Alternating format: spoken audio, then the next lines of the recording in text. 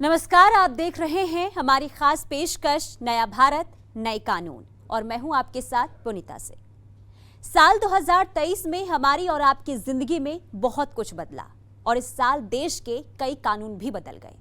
2023 में देश की संसद ने कई कानून बनाए जिसमें कई कानून यादगार भी बन गए। कुछ कानून तो ऐसे हैं जो ऐतिहासिक हैं और सदियों तक याद किए जाएंगे। कई कानूनों में संशोधन करके और कई नए कानून लाकर ये बताने की कोशिश हुई है कि अब नए भारत के नए कानून होंगे। तो चलिए इस खास पेशकश में हम बात 2023 में बने उन प्रमुख कानूनों की करेंगे जिनसे देश में बहुत कुछ बदल जाएगा।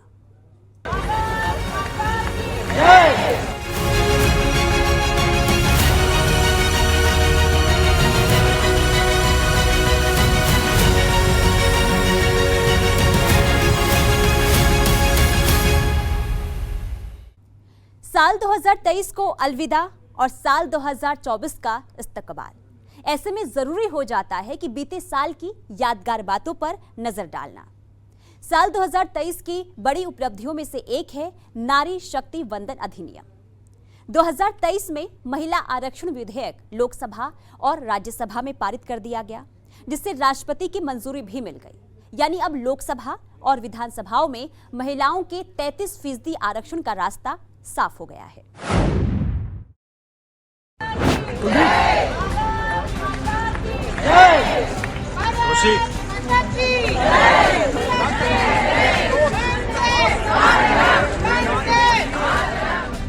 साल 2023 महिलाओं के बढ़ते अधिकारों के लिए भी जाना जाएगा। 2023 में महिला आरक्षण बिल यानी नारी शक्ति वंदन अधिनियम को राष्ट्रपति द्रौपदी मुर्मू से मंजूरी मिली, यानी अब ये अधिनियम कानून बन गया है।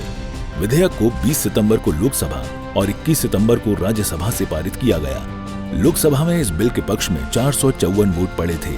2 सांसदों ने इसका विरोध किया था, लेकिन राज्यसभा में इस बिल का किसी ने विरोध नहीं किया। वोटिंग के दौरान राज्यसभा में 214 सांसद मौजूद थे और सभी ने बिल के पक्ष में वोट दिया। इस तरह दोनों सदनों में बिल सर्वसम्मति से पास हुआ और फिर राष्ट्रपति की मंजूरी के लिए भेजा गया।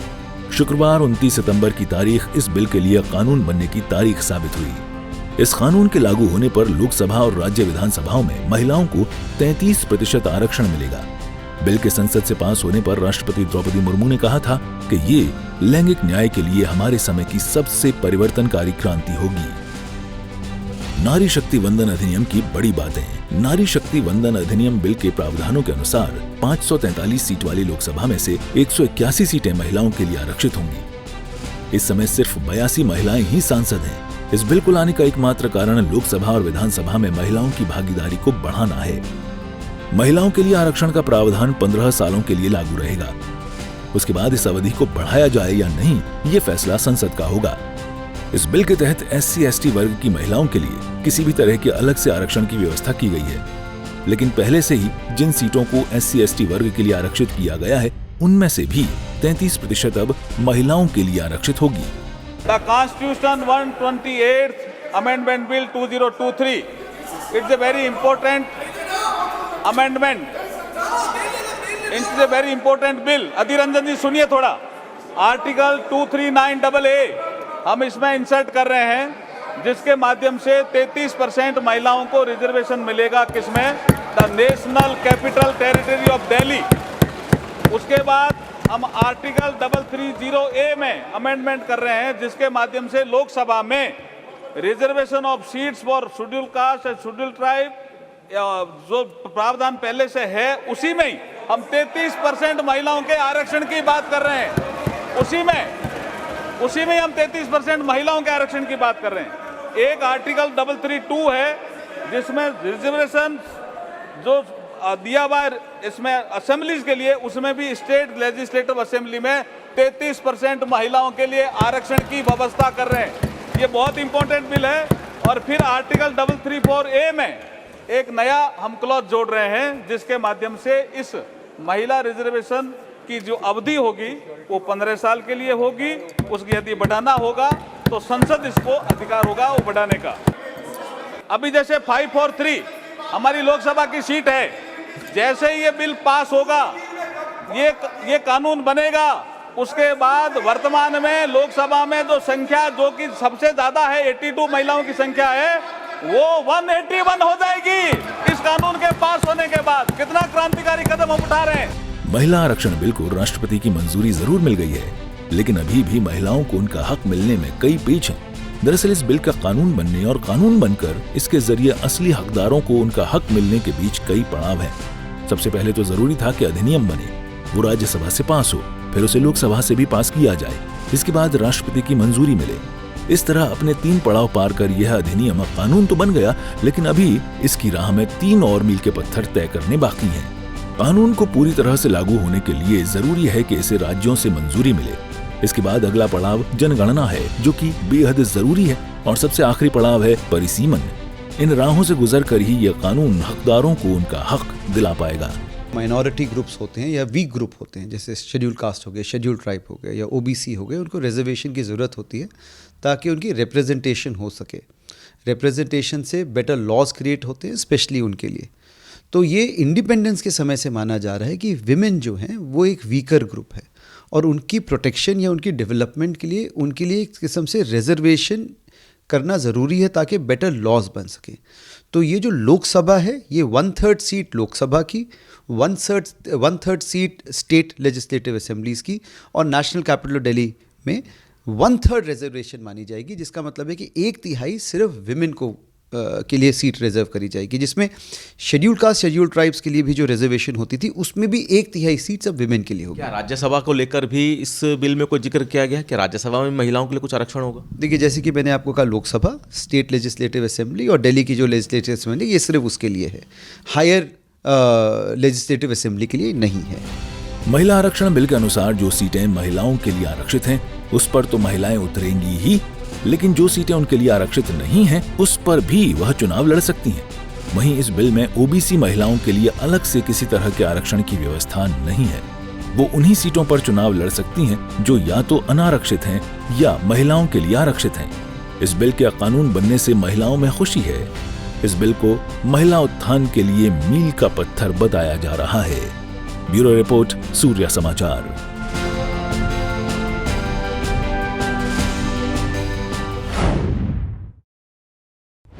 साल 2023 में संसद में 3 नए क्रिमिनल लॉ पारित किए गए। नए आपराधिक कानून से बहुत कुछ बदल जाएगा। इस लॉ में महिलाओं और बच्चों को प्राथमिकता दी जाएगी, तो नागरिक अधिकारों को सर्वोपरि रखा जाएगा। तो चलिए देखते हैं कि 3 नए क्रिमिनल लॉ लागू होने के बाद आखिर क्या बदलाव होंगे।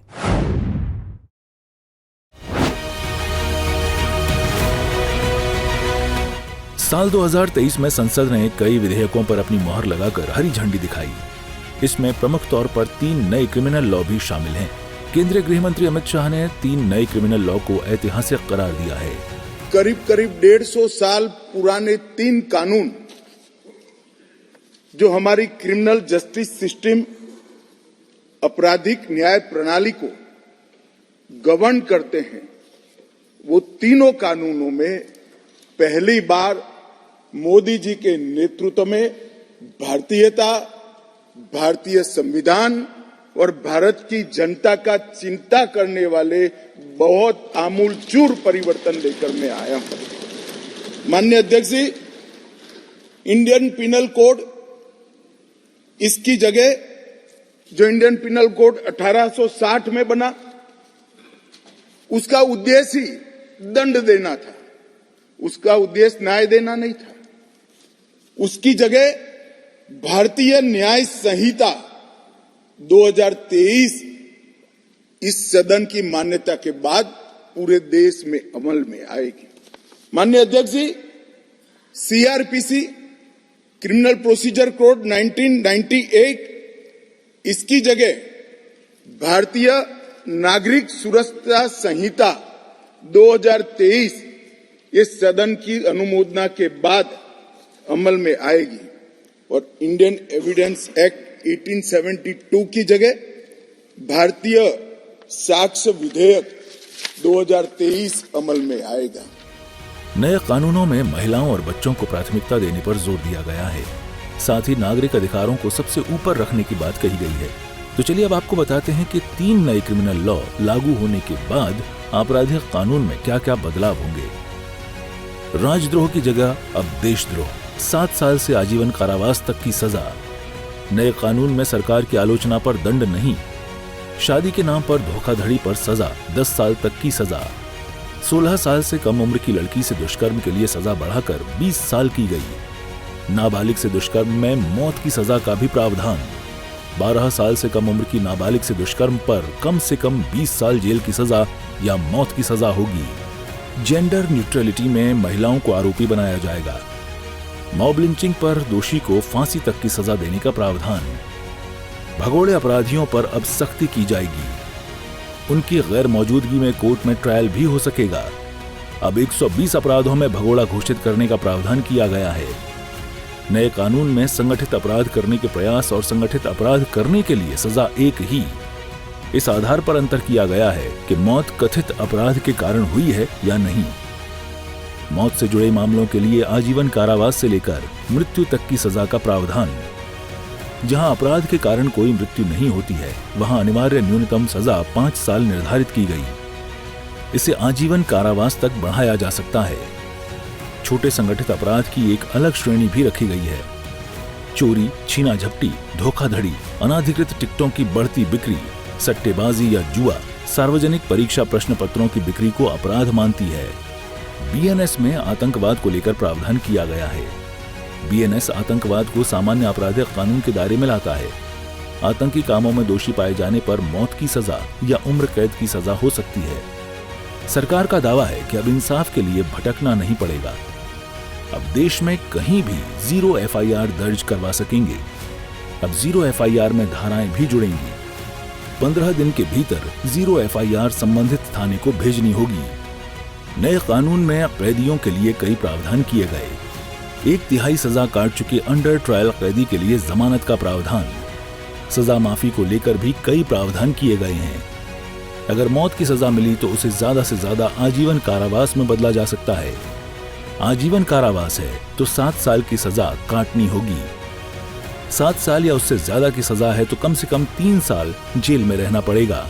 देखिए, जो 3 स्तंभ हैं क्रिमिनल लॉ के, वो है इंडियन पीनल कोड जिसमें पनिशमेंट आती है, सीआरपीसी क्रिमिनल प्रोसीजर कोड जिसमें क्रिमिनल लॉ किस तरह से चलेगी वो बताया जाता है, और इंडियन एविडेंस एक्ट की किस तरह के प्रूव करने के लिए किस तरह के एविडेंसेस की ज़रूरत है। ये अंग्रेज़ों की देन थी और इसमें काफ़ी सारे अमेंडमेंट्स हुए थे, परंतु अमेंडमेंट्स की कन्फ्यूजन क्या होती है कि कितनी बार पता नहीं चलता ये अमेंडमेंट की इंटरप्रिटेशन होती है। जहाँ पे सुप्रीम कोर्ट आती है, सुप्रीम कोर्ट बताती है कानून का मतलब ये है, तो अब ये हो गया कि एक और कन्फ्यूजन हो जाती है। तो इन सब को हटा के, इन सब को मिला के, इन सब को नज़र रखते हुए ये 3 नए एक्ट्स लेकर आए गए हैं जो कि पूरी तरह से इंडियन पीनल कोड, जो आपका पनिशिंग सेक्शन है एक्ट है, उसको सीआरपीसी क्रिमिनल प्रोसीजर कोड की किस तरह से कोर्ट्स प्रोसीड करेंगी और इंडियन एविडेंस एक्ट की किस तरह की एविडेंसेस लेकर आई जाएंगी, उसमें पूरी तरह से फेरबदल करके 3 नए कानून लेकर आए गए हैं। जैसे कि आप इंडियन पीनल कोड की बात करिए, पहले क्या होता था कि जैसे छोटे ऑफेंसेस होते हैं 6 महीने के नीचे, उसमें भी पनिशमेंट होती थी, उसको हटा दिया गया है। बोल दिया गया है कि उसमें क्या होगा कि आपको जो पनिशमेंट मिलेगी वो जेल टाइम नहीं होगा या फाइन एक अलग चीज़ होगी, पर आपको पब्लिक सर्विस करनी पड़ेगी। आपको जैसे सड़क साफ़ करना है, पेड़ लगाना है, गरीबों को पढ़ाना है, ऐसे करके। दूसरी चीज़ ये हो गई कि एक एफआईआर की बड़ी प्रॉब्लम होती थी। आप एक जगह जाते थे, वो थाना बोलता था यहाँ नहीं, आप उधर जाइए, मेरी जुरिसडिक्शन में नहीं पड़ता, भागते रहते थे। सुप्रीम कोर्ट ने कह दिया कि नहीं, पुलिस वालों को एफआईआर लिखना मैंडेटरी है, कोई सुनता नहीं था। अब आईपीसी में ही लेकर आ गए हैं कि 0 एफआईआर का कॉन्सेप्ट, कि कहीं पे भी आप बैठे हो वहाँ आप अपनी एफआईआर लिखवा सकते हो, वो थाना फिर सही जगह में उस एफआईआर को भेज देगा। ये बहुत बड़ा चेंज हुआ। अब आप सीआरपीसी की बात करिए, क्या होता था कि हमारे यहाँ पे वो कहावत है ना, तारीख पे तारीख, तारीख पे तारीख, तो सीआरपीसी में बदल आ गया। ये बोल दिया गया कि कोई भी क्रिमिनल कोर्ट होगी 3 साल के अंदर आपको फैसला सुनाना ही सुनाना है, यानी टाइम बाउंडेशन, किसी भी तरह का अपराध हो टाइम बाउंड कर दिया। दूसरी चीज़ ये कर दी, उसके बाद फैसला, कितनी बार क्या होता था, कोर्ट बहुत बिजी होती थी, तो होता क्या था कि फैसले 6-6 महीने बाद आ रहे हैं, तो बोल दिया भैया आपको 1 महीने के अंदर फैसला देना है। आपके पास एक 90 दिन का टाइम होता है 6 साल के बाद, परंतु ये एक टाइम बाउंड कर दिया गया। तो क्या हो गया, सीआरपीसी में बहुत बड़ा बदलाव आ गया। अब आप इंडियन एविडेंस एक्ट ले लीजिएगा, क्या होता था कि जो ये टेक्निकल साइंटिफिक एविडेंसेस है ना, ये तो अंग्रेज़ों के ज़माने में थे नहीं, डीएनए, ये सारी चीज़ें जो आप आज की डेट में बोलते हो, साइंटिफिक मेथडोलॉजी, ये सारी की सारी अब इंडियन एविडेंस एक्ट में ले आई गई है। तो अब जो है साइंटिफिक प्रॉपर जो एविडेंसेस होते हैं उनका कानूनी तवज्जो दे दिया गया है। तो यही एक बहुत बड़ी चेंज हो गई इन तीनों में। बहरहाल राष्ट्रपति की मंजूरी मिलते ही ये 3 नए क्रिमिनल लॉ लागू हो जाएंगे, जिसमें कई नए प्रावधान किए गए हैं और कानून प्रक्रिया को और आसान बनाया गया है। ब्यूरो रिपोर्ट, सूर्या समाचार। साल 2023 के शीतकालीन सत्र में संसद में जम्मू कश्मीर से जुड़े 2 अहम बिल पारित किए गए। इनमें जम्मू कश्मीर आरक्षण संशोधन विधेयक 2023 और जम्मू कश्मीर पुनर्गठन संशोधन विधेयक 2023 शामिल हैं। इन दोनों विधेयकों के कानून बनने के बाद घाटी में बहुत कुछ बदल जाएगा। इसी से जुड़ी आपको रिपोर्ट भी दिखाते हैं।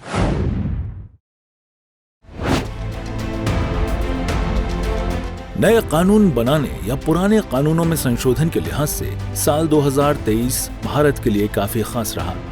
साल 2023 के शीतकालीन सत्र में संसद में जम्मू कश्मीर से जुड़े 2 अहम बिल पारित किए गए।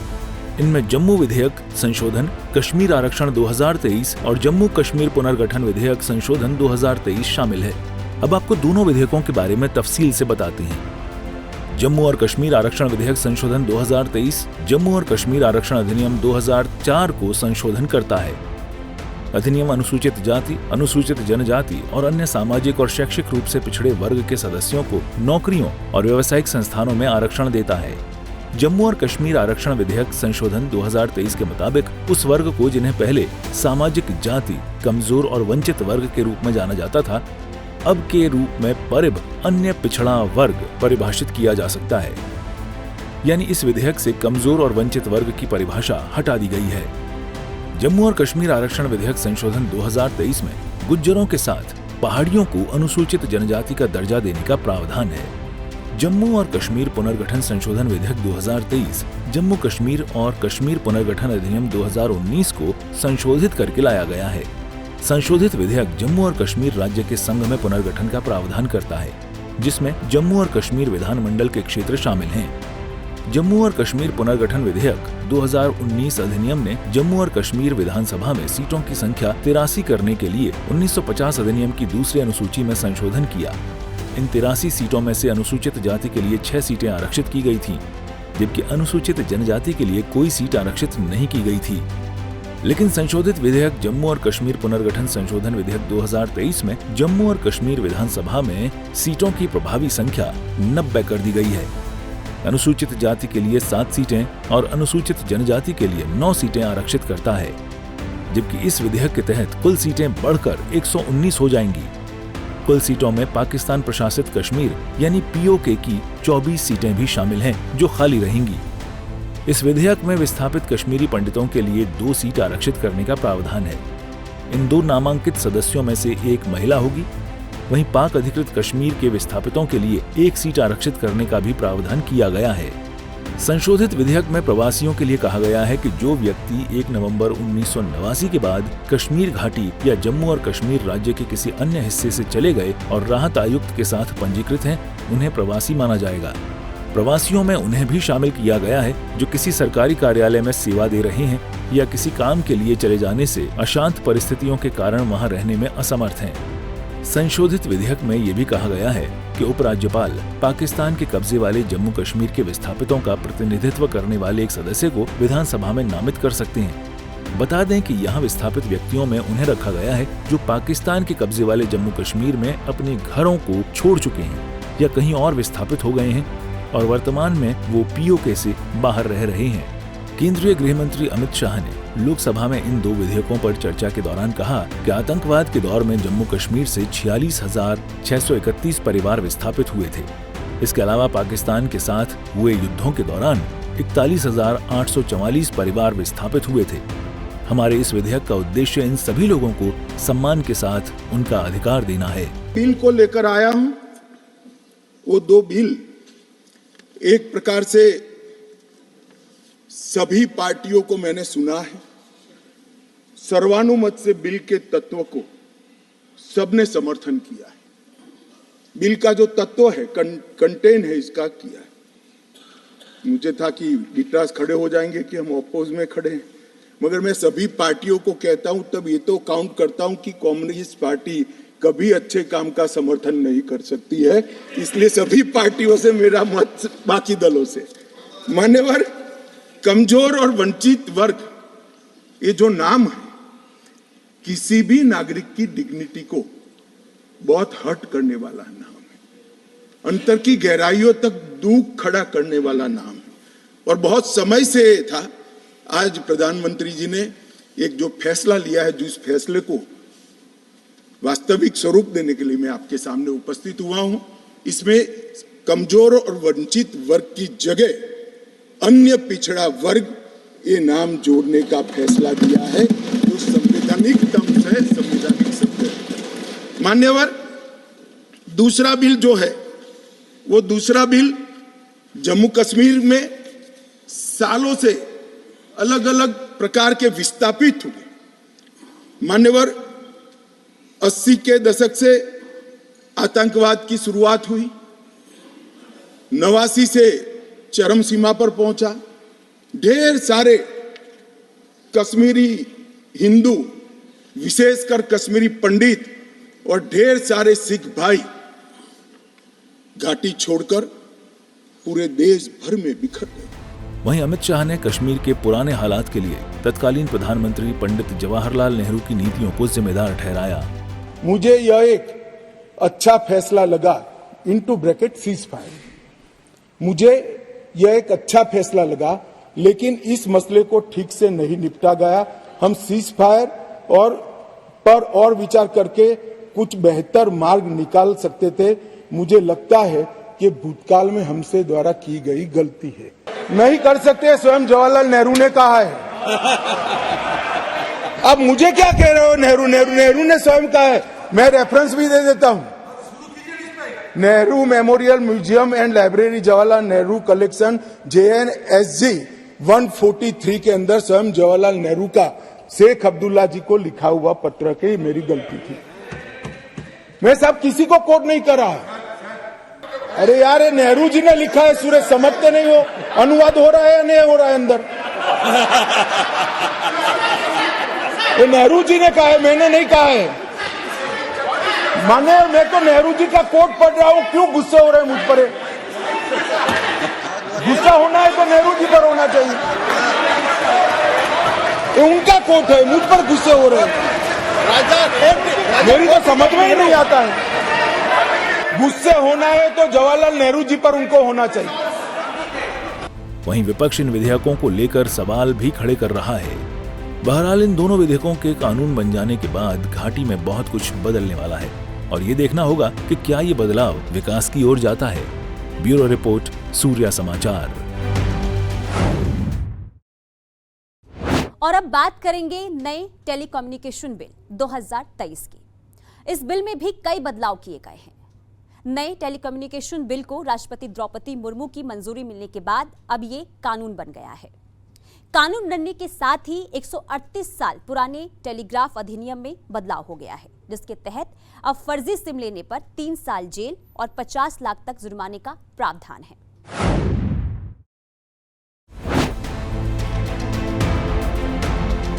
देश में 138 साल पुराने टेलीग्राफ अधिनियम को निरस्त कर नया कानून बनाने के लिए लाए गए टेलीकम्युनिकेशन बिल 2023 को लोकसभा और फिर राज्यसभा से मंजूरी मिली।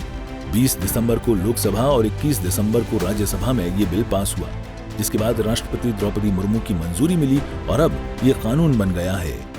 To introduce the Telecommunication Bill 2023 to amend and consolidate the law relating to development, expansion and operation of telecommunication services and telecommunication networks, assignment of spectrum and for matters connected therewith or incidental thereto. इस विधेयक में उपभोक्ताओं को केंद्र में रखकर और उनके हितों को ध्यान में रखकर कानून में परिवर्तन किए गए हैं। अगर कोई व्यक्ति फर्जी तरीके से सिम हासिल करता है तो इसके लिए 3 साल की सजा और 50 लाख रुपए तक का जुर्माना रखा गया है। इसी तरह के प्रावधान फोन नंबरों के अन्य दुरुपयोगों के लिए किए गए हैं।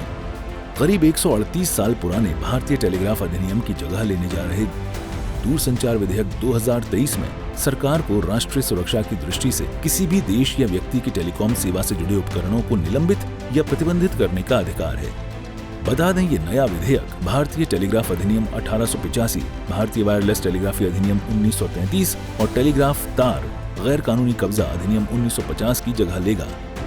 विधेयक के अनुसार अगर कोई राष्ट्रीय सुरक्षा दूसरे देशों के साथ मैत्रीपूर्ण संबंधों के हित के खिलाफ किसी भी तरह से काम करता है और अवैध रूप से दूरसंचार उपकरणों का उपयोग करता है तो उसे 3 साल तक की कैद की सजा सुनाई जा सकती है या 2 करोड़ रुपए तक का जुर्माना लग सकता है या दोनों सजा दी जा सकती है। विधेयक में कहा गया है कि यदि केंद्र सरकार उचित समझती है तो ऐसे व्यक्ति की दूरसंचार सेवा निलंबित या समाप्त भी कर सकती है। इसके साथ ही कोई भी महत्वपूर्ण दूरसंचार बुनियादी ढांचे के अलावा दूरसंचार नेटवर्क को नुकसान पहुंचाता है, वह नुकसान की एवज में मुआवजे और 50 लाख रुपए तक के जुर्माने के लिए उत्तरदायी होगा। विधेयक में कहा गया है कि केंद्र सरकार द्वारा अधिकृत कोई भी अधिकारी किसी भी इमारत, वाहन, जहाज, विमान या स्थान की तलाशी ले सकता है जहां उसे कोई अनधिकृत दूरसंचार नेटवर्क या दूरसंचार उपकरण या रेडियो उपकरण रखने या छिपाए जाने का भरोसा हो। विधेयक के अनुसार अधिकृत व्यक्ति इस तरह के उपकरण को अपने कब्जे में ले सकता है। साथ ही आपात स्थिति में मोबाइल सेवाओं और नेटवर्क पर प्रतिबंध लगाने के लिए भी विधेयक में प्रावधान किया गया है। नए विधेयक में उपग्रह स्पेक्ट्रम के आवंटन के लिए गैर नीलामी मार्ग प्रशस्त करने का भी प्रावधान है। विधेयक में उपभोक्ताओं को सिम कार्ड जारी करने से पहले अनिवार्य रूप से उनकी बायोमेट्रिक पहचान करने को कहा गया है। ब्यूरो रिपोर्ट, सूर्या समाचार।